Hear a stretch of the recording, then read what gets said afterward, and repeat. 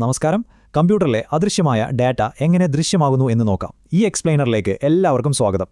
Process ചെയ്ത ഈ data ഒടുവിൽ നമ്മളിലേക്ക് എങ്ങനെ എത്തുന്നു എന്ന് എപ്പോഴെങ്കിലും ചിന്തിച്ചിട്ടുണ്ടോ? ഇവിടെയാണ് ഔട്ട്പുട്ട് ഡിവൈസുകളുടെ റോൾ. ഡേറ്റ പ്രോസസ്സിംഗിന് ശേഷമുള്ള അവസാന ലക്ഷ്യസ്ഥാനം ഈ ഹാർഡ്വെയറുകളാണ്. മോണിറ്റർ, സ്പീക്കർ, പ്രിന്റർ തുടങ്ങി ഹെഡ്ഫോണുകൾ വരെ ഇതിനുദാഹരണങ്ങളാണ്. എത്ര തരം ഡിവൈസുകളുണ്ടല്ലേ? പക്ഷേ ഈ കൂട്ടത്തിൽ ഏറ്റവും പ്രധാനപ്പെട്ട അല്ലെങ്കിൽ അടിസ്ഥാനപരമായ ഔട്ട്പുട്ട് ഉപകരണം ഏതാണെന്ന് ഊഹിക്കാമോ? അതെ, അത് മോണിറ്റർ തന്നെയാണ്. ഒരു കമ്പ്യൂട്ടറിനെ സംബന്ധിച്ച് ഏറ്റവും അനിവാര്യമായ ഔട്ട്പുട്ട് ഡിവൈസാണിത്. എന്നാൽ പണ്ടത്തെ മോണിറ്ററുകൾ ഓർമ്മയുണ്ടോ? വെറും കറുപ്പും വെളുപ്പും മാത്രമുള്ള മോണോക്രോം മോണിറ്ററുകളായിരുന്നു അവ. പിന്നീട് കാലം മാറി. ഈ ഡിസ്പ്ലേ പാനലുകളുടെ സാങ്കേതിക വിദ്യയിൽ വന്ന മാറ്റങ്ങളൊന്ന് നോക്കാം.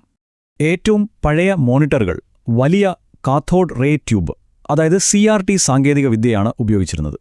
അതിൽ നിന്നും നമ്മൾ ഇന്ന് കാണുന്ന കനം കുറഞ്ഞ TFT LCD പാനലുകളിലേക്ക് മോണിറ്ററുകൾ മാറി.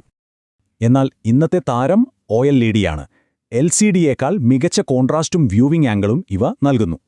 ഇതൊക്കെ ശരി, പക്ഷേ ഈ മോണിറ്ററുകളിലെ ചിത്രങ്ങളുടെ വ്യക്തത യഥാർത്ഥത്തിൽ തീരുമാനിക്കുന്നതെന്താണെന്നറിയാമോ? അതാണ് റെസല്യൂഷൻ. ഏറ്റവും ചെറിയ വസ്തുവിനെ പോലും സ്ക്രീനിൽ വ്യക്തമായി കാണിക്കാനുള്ള അതിന്റെ കഴിവ്. ഏറ്റവും രസകരമായ കാര്യം, ഒരു മോണിറ്ററിന്റെ റെസല്യൂഷൻ അതിലെ പിക്സലുകളുടെ എണ്ണവുമായി നേരിട്ട് ബന്ധപ്പെട്ടിരിക്കുന്നു എന്നതാണ്. അപ്പോൾ എന്താണ് പിക്സൽ? സ്ക്രീനിലെ ഒരു ചിത്രത്തെ നിയന്ത്രിക്കാൻ കഴിയുന്ന ഏറ്റവും ചെറിയ ഘടകമാണിത്. ഒരു കാര്യം കൂടെ പറയാം, പിക്ചർ എലമെന്റ് എന്നതിന്റെ ഒരു ഷോർട്ട് ഫോം മാത്രമാണ് പിക്സൽ കേട്ടോ. പിക്സലുകൾ ചെറുതാകുന്തോറും എന്തു സംഭവിക്കും? അത്രയും കൂടുതൽ പിക്സലുകൾ സ്ക്രീനിൽ വരും, ചിത്രങ്ങളുടെ റെസല്യൂഷൻ കൂടും. അടിപൊളി. പക്ഷേ ഈ ഉയർന്ന റെസല്യൂഷന് നമ്മൾ വേറെ എന്തെങ്കിലും വില നൽകേണ്ടതുണ്ടോ? ഉണ്ട്.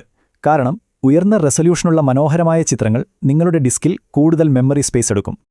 അപ്പോൾ ചിന്തിക്കുക, കിടിലൻ ദൃശ്യവ്യക്തതയ്ക്കായി നിങ്ങളുടെ വിലപ്പെട്ട ഡിസ്ക് മെമ്മറി ത്യജിക്കാൻ നിങ്ങൾ തയ്യാറാണോ?